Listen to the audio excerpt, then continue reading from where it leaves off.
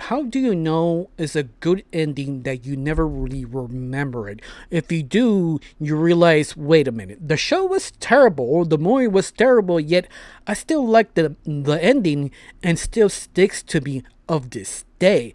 That is just sort of the most weirdest thing that actually happened in animation, because you don't know what is a good ending and what is a bad ending. And the ending that sticks to you, you really more enjoy it. You realize, why did it stick so well? Maybe because it just sort of land the sort of thesis of the whole story perfectly. In fact, that itself is so hard to do. Many shows sort of kind of don't do it right, or it's sort of mediocre, or it's good, or just good enough. You think that's okay, but you don't really remember the ending. You remember like in the movie or the TV series, but that's it. And that's happened to many good shows that are basically amazing and the ending suck, or vice versa. The show or movie just suck, but the ending sticks to you because it's just done so well. In fact, this is the reason I want to do sort of a conversation about all the good animation endings to Western, Eastern, or whichever show or movie I remember at top of my head, because that ending sticks to me rent free. And this is sort of the few endings that I remember sticking to me so well that I wanted to make this sort of kind of top 5 videos. It's more like a conversation than anything else. Before I continue on, my name is Rachel. I like to talk about animation, not just animation, to reviews, first impressions, cartoon theories, and sometimes, if I have some spare time, cartoon breaking news. Of course, you'll like how it's going and like to help my channel, pull a like, comment, and subscribe. That's the only thing you need to do. If not, that's fine. If you do, thank you. Because of you, I'm getting close of my main goal of 2,000 subscribers. And yes, I'm getting close every single day because of people like you. People pull like, comment, and subscribe. Thank you. Now let's get started off sort of the 5 best endings, whatever I can come up with in the moment, because the very end it is.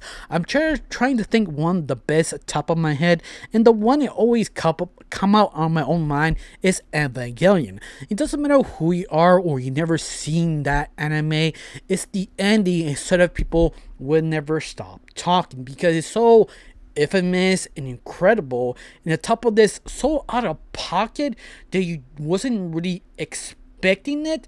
Before I continue on what is the ending, I need to describe what is the show, the people who never seen it. The short answer is, especially a kid called Shinji was sort of chosen to use this giant robot to save sort of the whole Earth nowadays, and sort of the decision he had to make, what is the right thing and a good thing, or even this is immoral, to actually accomplish the job to survive and save the world. And that's sort of the nutshell of the whole show, but done sort of very dark, nihilistic, growing up sort of mentality that everything's just fall by accident. Because if you could see, like, you go on YouTube, you can see a lot of documentaries of the making of Evangelion, because it's just sort of everything sort of was accidental, especially the ending of Evangelion. They quite literally ran on the money, so they decided to do sort of like a slideshow,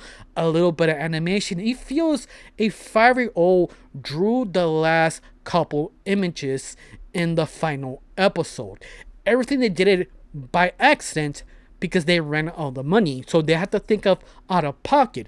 But yet, that simple incident made them so creative and captured all the theory of the show that Shinji, our main lead, finally have a praise, finally be good enough.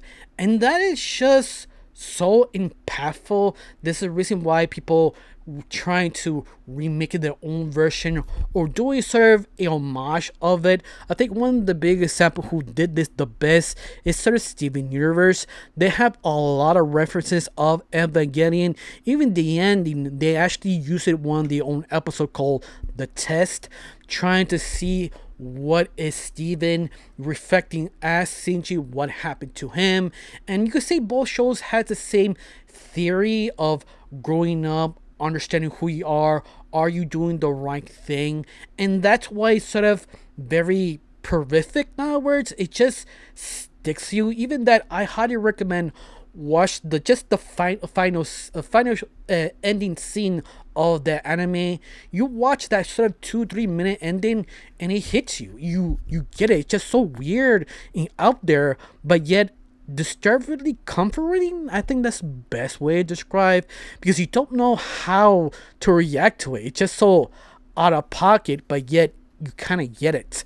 And I think there's a reason why it sticks to you. It's just so out there. Even that, let's face it, the whole IP is sort of a little out of place, because how it was sort of kind of built behind the scenes, accidental things, low budget, things went wrong, but yet it came out sort of kind of a masterpiece by accident. But although that, this is a few reasons why Evangelion just sticks to you. It's just so out of pocket, but yet it grabs your attention. Now let's talk about the next one that it does have a good ending, is Gravity Falls. Now, the people who never seen Gravity Falls, the short story, what that is basically two twins go to sort of kind of like summer camp with their own uncle of this sort of weird mystery shack, wondering what everything going on in this city. It's just sort of weird, out of pocket, and you find out, oh, there are mystery of mysteries, something horrific coming. And the whole show is just sort of figuring out what is the truth going on of this city. But how everything sort of wrapped up, how sort of kind of ended, it's sort of hard to do, because when a mystery show, you have to end it with a question, right? And this is the interesting part. They decided to not do that, because they built all the characters of Maple and Dipper mid of the show and said goodbye. That's sort of cliche, but it's one of those safety cliche to do it right, because it sort of wraps every single storyline. But the one it landed so well is the last couple of seconds that Dipper received a letter of a friend, says only open it when you actually need it. And when he opened it, it just say see you next summer. And that itself hits hard, because the whole theory of Gravity Falls is, besides the mystery, what is Dipper's basically what he is worth. If he's useful, he is man enough, or this is something he needs to solve because he needs to prove himself. Something that he wasn't sure who he is and where he actually belongs. But actually find this letter given to him to comfort him, you get it. You feel, you understand. This is the reason why that single letter hits so hard. It's comforting Dipper and comforting everyone else that things change, but things still the same, because it's still with you. That experience, that development, that friendship, people you met back to that town is still real. Even people who go away, pass away, or move from college or jobs, you still have the memories, the moment they make you happy. And that letter just says it so simply. It works so fantastic downwards. It just nails it. I don't know you. Do you like that Pacific ending? You think is the perfect ending for a show like that? At least one of dozen examples. Of course, the next one in top of my head is sort of the one, in my opinion, who mastered the goodbye couple years time job will be Yu Yu Hakusho or Spirit Detective.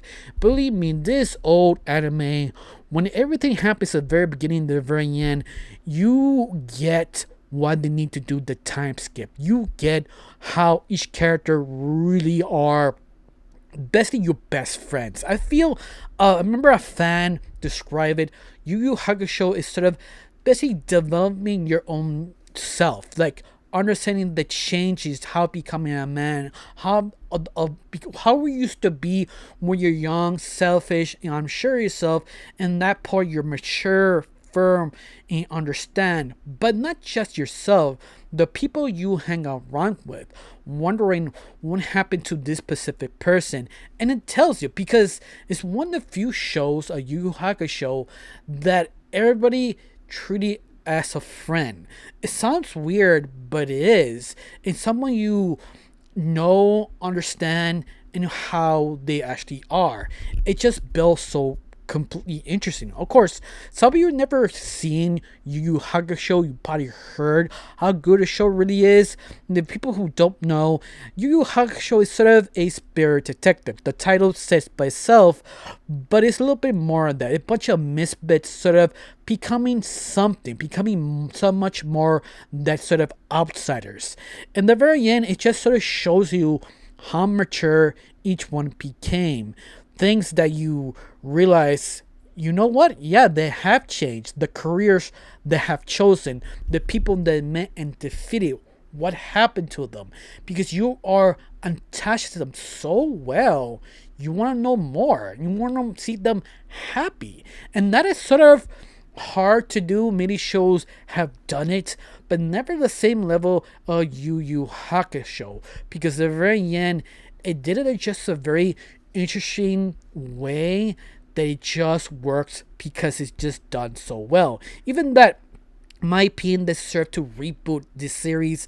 I hardly doubt it they can redo the magic of the first original, because it's something just sort of hard to do and develop each character perfectly to develop. You have other shows who have young men beating themselves up with superpowers, but it's really hard to end it and understand the motivations of the whole group, understanding they become so well. In fact, I've seen many shows done this and completely missed the mark. Yeah, I think one of the biggest examples is the original Shaman King, the original attempt of that anime. The ending, they kind of did the same thing in Yu Yu Hakusho, but they sort of give their own original ending similar to Yu Yu Hakusho, but it kind of dodged it. They didn't make it right.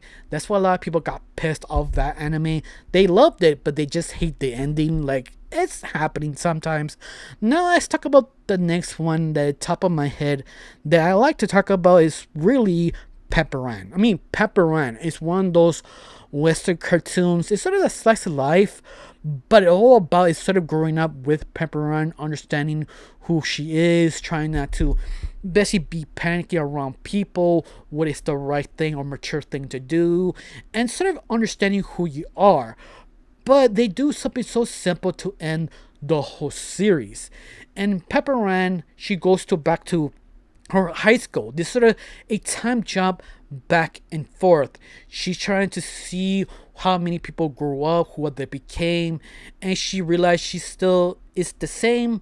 But how to really point that point is when they actually show you the end of the episode. They end the whole thing. She goes in the same restaurant, in the same booth, and see new kids sitting on her home booth, reliving her life exactly like her, and ask them, give me for a second, can you guys move for just a second and let me sit here?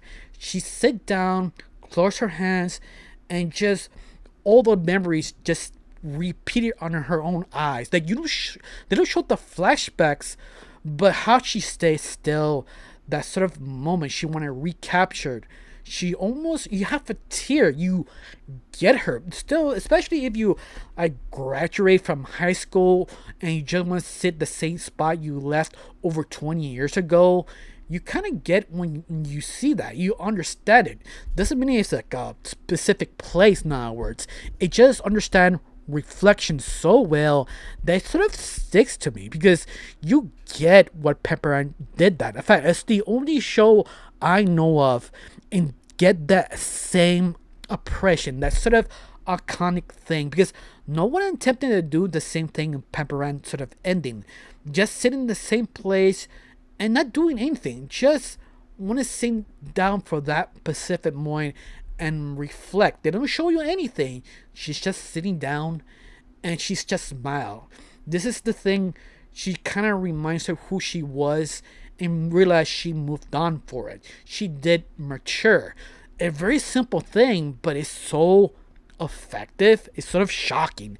This is the reason why Pepper Ann always sticks the ending to my own mind. Like, they understand things change, but sometimes you don't change, or you do change. Is that you not realize when you sit the same place again and reflect. And that's just sort of kind of genius. Simple, straight to the point, effective. In fact, how many of you seen the show Pepper Run? Because Pepper Run is sort of a cult hit because it was semi popular, but it never was number one in Disney Saturday morning cartoons. But it's for a reason why it's popular because it gets the teenage experience and understands what's the biggest fears of a person. It just really lands, it understands.